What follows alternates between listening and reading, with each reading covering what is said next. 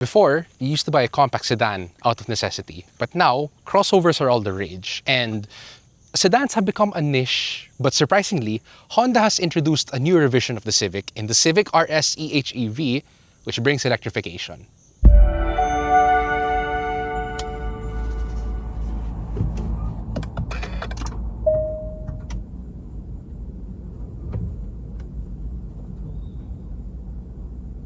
So last year, Honda introduced the new facelift of the Civic, which brings the price up to nearly 2 million pesos with this, the RS HEV. Is it worth it?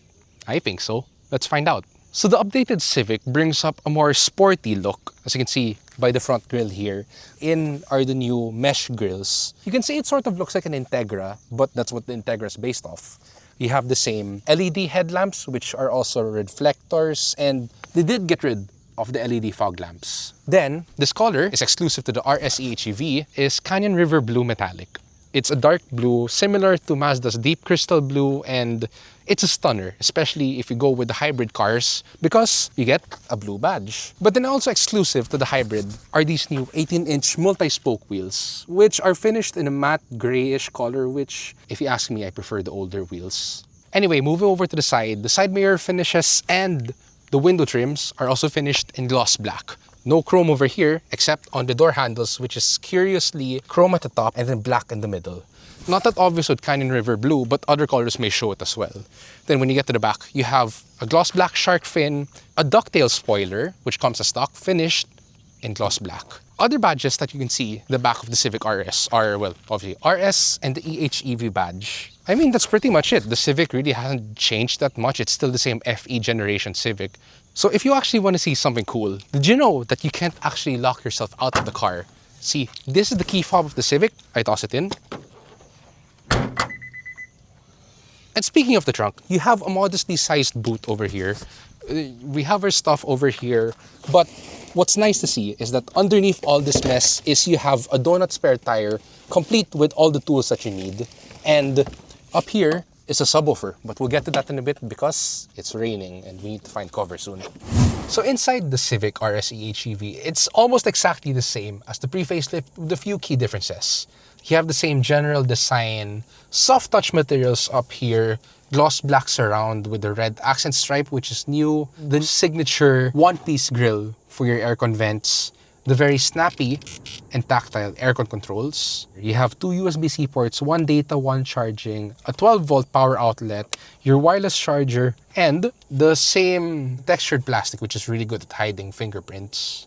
Steering wheels wrapped in leather, features all the adjustments that you need, which is tilt and telescope. Makes it easy for you to find the ideal driving position. So let's talk about displays. Right ahead of you is a 10-inch driver's display, which is one of the sharpest and most responsive I've ever seen. The thing that I like is that it has really good attention to detail, because when you start it up or when you turn the adaptive cruise control or lane centering, there is a small icon of the car in the middle. Not only does it show the cars and lanes around you, but if you turn on your lights, your turn signals, your brake signals, it will be reflected in that little icon, which is great attention to detail.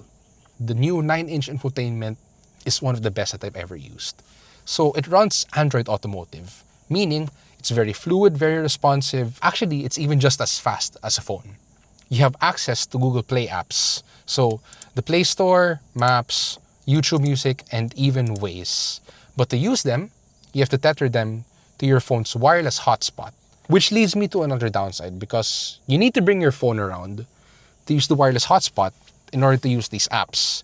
There is a data plan available, but Honda Cars Philippines doesn't let you do it. I don't know if it's with this car or the others, but if other manufacturers can, then please just do that. But that's a good thing, because the screen is so good. Just use wireless Apple CarPlay and Android Auto. It's very smooth, responsive, and it's mated to a 12-speaker Bose sound system.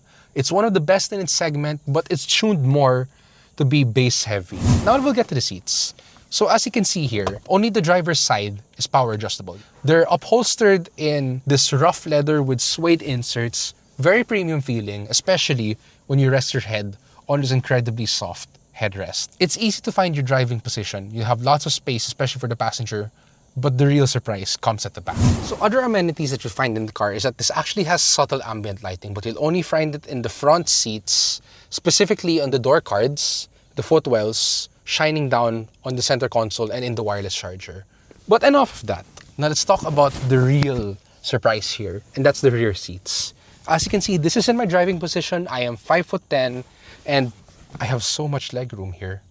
It's kind of almost mid-size sedan-like. Other amenities you find back here is that you have bottle holder, which is big enough to fit Julian's not Owala bottle because he's not in the trends right now. Anyway, you have the same leather upholstery with suede inserts here in the middle. You won't be able to fit 3 people abreast, but if you see 2 passengers in the back, especially with the armrest down, it's very, very comfy.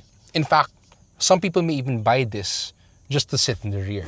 So now we're behind the wheel of the Civic RS HEV, and before we get to any power or handling stuff, I want to say that we're on the Skyway right now and we're using Honda Sensing, which is one of the best ADAS systems that I have ever used in any test unit right now. You can actually see in the gauge cluster right now that we're using the adaptive cruise control and lane centering function, and it's sort of Tesla-ish, or the high-end Chinese cars, in that it shows what cars are ahead of you in real time, like on the left and the right, and actually can distinguish between the types of cars. The system is great and all, but I'll have to knock off a few points because this does not have blind spot monitors. Yes, it has lane watch, but come on, it's already 2025 and you have 2 low-res feeds coming from the lane watch camera and the reverse camera when other cars have crisp, clear footage. I mean, it's fine. It's pretty much the basics and everything that you need out of an ADAS system. So let's talk powertrain. Honda's hybrid system is actually one of the best I've driven. This one strikes a good balance between efficiency and driver engagement. It has a 2-liter gasoline engine with VTEC, by the way, and 2 electric motors up front. But Honda Philippines doesn't give an exact combined figure. Rather, they tell you how much power the engine and the electric motors make. But you don't need to know all about that because this is actually one of the most powerful hybrids in the segment, and it shows. You can actually customize how the drivetrain works in the drive modes, obviously, but compared to the other Civics, this one comes with a individual mode. And that individual mode lets you customize every aspect, such as the engine, the steering, the gauge cluster, and surprisingly, engine sounds. It has fake piped-in engine noises, which some people may or may not like. I find it a little too artificial, even if it does mimic the sound of old Hondas, which is great. We'll do a quick pull so you can hear how it sounds like. We're doing it in normal mode.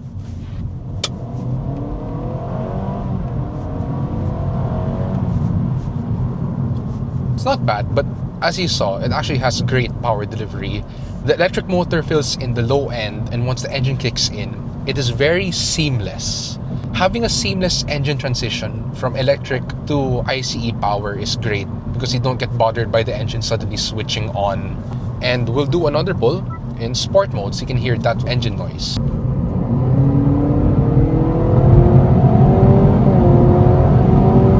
Which, sounds very Honda.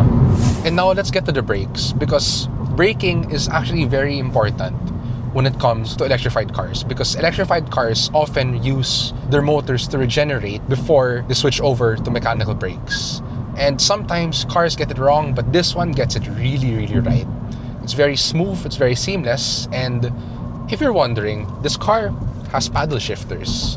But these paddle shifters don't control any transmission, but rather, they control how much regeneration the car gets. In normal mode, when you don't press the paddle shifters, the car will just coast normally, but you can go about 5 levels of deceleration and you can almost do 1 pedal driving, which will automatically disable itself when it detects that you're not going downhill anymore. It's quite a smart way to control that, but I believe that the car knows best, so don't touch anything and your fuel efficiency can go as high as about 27 kilometers per liter, which we're actually doing about 26.1 on the highway. In the city, I was doing about 13.7, and I live in Makati, which has notoriously bad traffic. So this was mostly driven on highways by Julian. So right now, if we select trip B, we can show that we've done 372.8 kilometers right now, and the average fuel consumption is 22.3 kilometers per liter, which is actually a very, very good result, considering this is something more fun and not exactly, a boring hybrid. So now let's talk handling. So the Honda Civic actually delivers on Honda's promise of making fun cars to drive. So the steering in normal is actually a bit light for my taste, but when you put it in sport or individual, it actually tightens up and gets a bit heavier. The chassis is planted because it's a hybrid, so it actually reduces the body roll because you have extra mass weighing the car down. But then hey, I mean, handling is great in Honda in general. It's very agile, it's light, it's pointy. One key factor of that great handling are the Michelin Pilot Sport 4 tires fitted exclusively to the RS variants. Yeah, it's a really, really good tire. There's no denying that. But I think it's a bit overkill in a sense that Pilot Sport 4s are a bit notorious for being slightly noisy on the highway, as you can hear right now. And it has excessive amounts of grip, which I feel might be holding back the hybrid system from reaching its true potential of being as efficient as it could be. Because, you know, there are compounds that actually have low rolling resistance. So now we're talking about ride comfort. You know that this actually has low profile tires, which are very sticky to begin with. Honda tuned it well so that the suspension is actually quite compliant when you go over bumps and rough roads. It's not back-shatteringly hard, and these very comfy seats actually contribute. Even though you don't have as much adjustments as other seats, there's no lumbar support, it's a very comfy cruiser, and you can actually do long stints of driving in here, no problem at all. The car is great and all, but there's one tiny little aspect that cheapens out the experience for me, and it's the horn. It's very generic Japanese car, which can be changed out easily naman. But you know something that can't be changed? My opinion about this car. In a segment that actually used to be very, very broad, like everyone got a sedan because they needed it, is now niche. You have cars such as the Mazda 3, the Corolla Altis, the Hyundai Elantra, and this, the Civic. It's a jack of all trades, master of none. Because the Civic strikes a good balance between emotion and rationality. Even if this may be a little bit on the expensive side, you really should drive this car to know what you're actually getting into. It's worth the asking price if you're in for all the boy racer stuff. But as I said, it would actually make so much more sense if Honda Cars Philippines offered a variant of the Civic that didn't have any of the RS stuff on it. Take out the red accents, the Pilot Sport 4s, the body kit and everything. Just give the basics and put it with the hybrid system that actually offers this great driving experience and efficiency. That would be a key winner. But hey, if you've got 2 million pesos, this is a great car. No doubt about it.